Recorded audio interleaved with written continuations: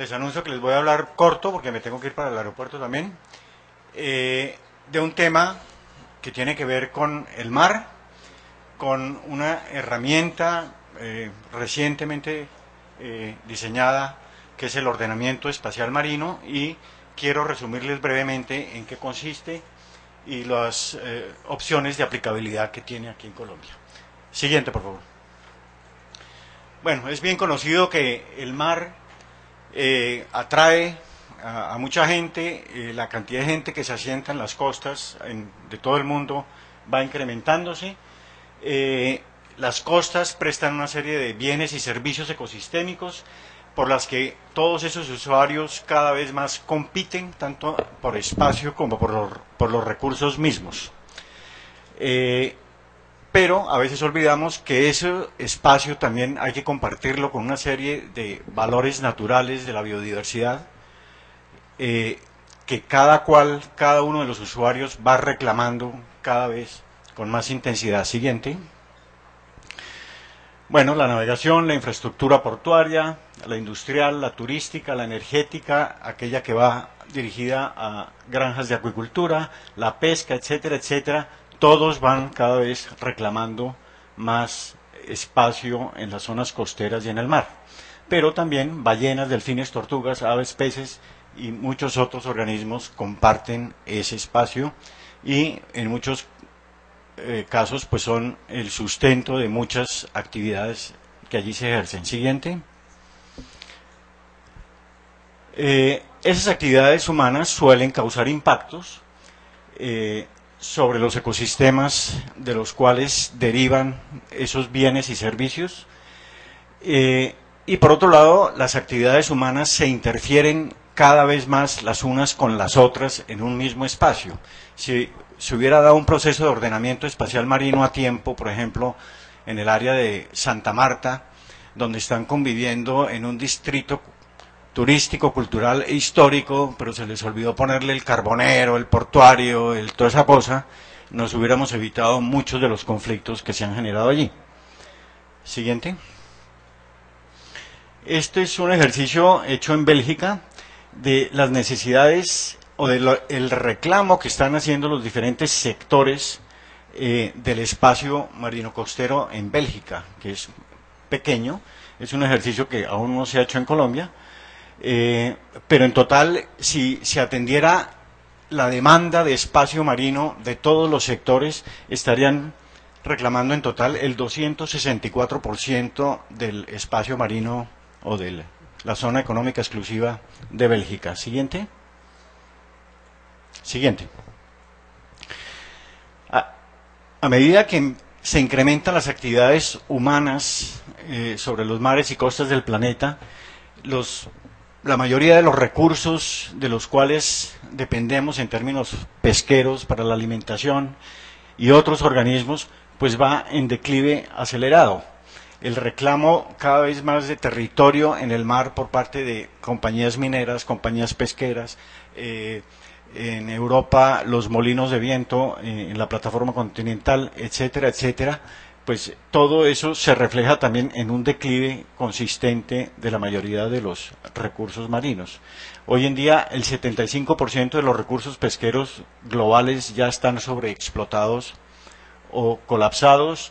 El 65% de las praderas de pastos marinos y humedales costeros han sido erradicados. El 75% de los arrecifes de coral está en altísimo grado de degradación. La calidad del agua se ha degradado por contaminación, y docenas de especies invasoras están tomando espacios y ganando la carrera a especies nativas en muchas partes del mundo. Siguiente. Este es un mapa que muestra el impacto global acumulado sobre los océanos. Como pueden ver, ya no hay prácticamente nada pristino, excepto algunos bordes costeros de la Antártida. El resto de las costas y océanos del mundo está mostrando un fuerte nivel de impacto. Ya el 40% de los océanos podemos considerarlo fuertemente impactado. Siguiente. Colombia, en la calificación que se hizo recientemente de índice de salud de los océanos quedó mal posicionada. Tenemos 62 puntos sobre 100, fue la calificación que nos dieron, lo que nos pone en el puesto 122 del mundo. Y esa calificación se hizo con unos criterios, como pueden ver allí a su derecha, en términos de la capacidad de esos mares que tenemos para el suministro de alimentos, apenas 12 puntos, las oportunidades que tiene esos mares para desarrollar una pesca artesanal responsable es alta, en términos de disponibilidad de productos naturales promisorios a futuro un 91, etcétera, etcétera. En términos de turismo y recreación nos dieron muy baja calificación, y es porque precisamente muchas de esas zonas que creemos con vocación turística están en conflicto con otras actividades, y la calidad del servicio turístico en términos de oferta natural se ha empobrecido, ¿sí? Playas con carbón, playas con edificios en la playa, etcétera, etcétera. Siguiente. Esas incompatibilidades o conflictos que surgen pueden ser entre actividades o usos, entre usuarios que compiten por un mismo recurso o por un mismo espacio, pero también entre actividades o usos y el ambiente. La base natural se deteriora, y de esa base natural dependen mucho de la productividad o de la sostenibilidad de esas actividades. Siguiente. Por ser un bien de uso público, pues el mar es de todos, y como es de todos, pues de pronto no es de nadie, y ahí podemos hacer con el mar lo que nos da la gana. Siempre se aprovecha el mar desde una perspectiva sectorial, son los sectores los que reclaman, y al sector privado generalmente se le permite maximizar sus propios intereses, o sea,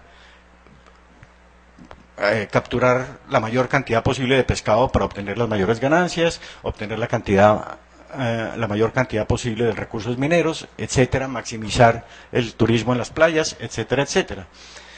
Y no existe un proceso público que distribuya el espacio de forma equitativa y eficiente entre los múltiples sectores. Generalmente la planificación se hace desde cada sector. El sector portuario hace sus planes, el turístico sus planes, el pesquero hace sus planes, pero no hay una visión holística de ese espacio público al que todos quieren acceder.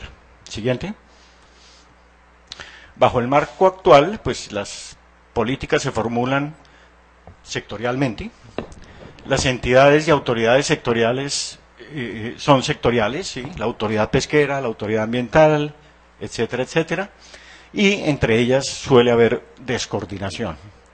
No hay una visión holística, y generalmente el tema de la conservación de la base natural es la que sale perjudicada en últimas. Siguiente. Para mantener esa oferta de bienes y servicios ecosistémicos es necesario que esa planificación se haga multisectorial, viendo todos los intereses que proporción de esos recursos reclama.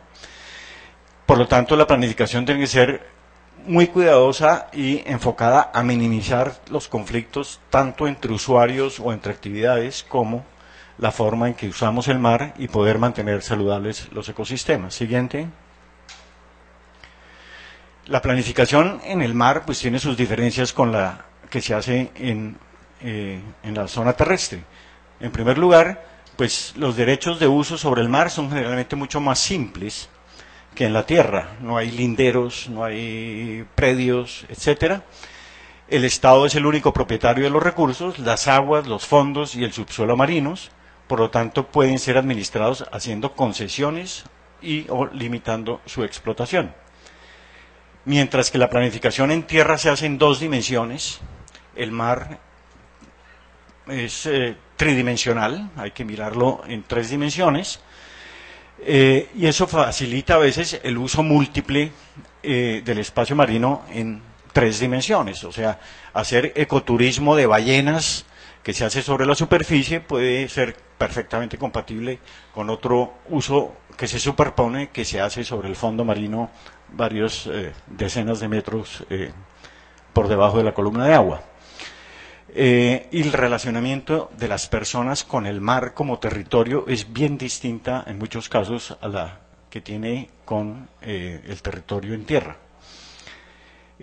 Por otro lado, lo que hace la cosa un poco más compleja es que el medio marino es un sistema muy abierto, con un alto nivel de conectividad. O sea, lo que pasa en un Parque Nacional Corales del Rosario tiene que ver con lo que pasa en el Canal del Dique, o tiene que ver con lo desembocadura del río Sinú, muchos kilómetros más abajo, y entender esa dinámica de cómo funciona eso y cómo podemos tomar medidas, pues hace la planificación un tanto más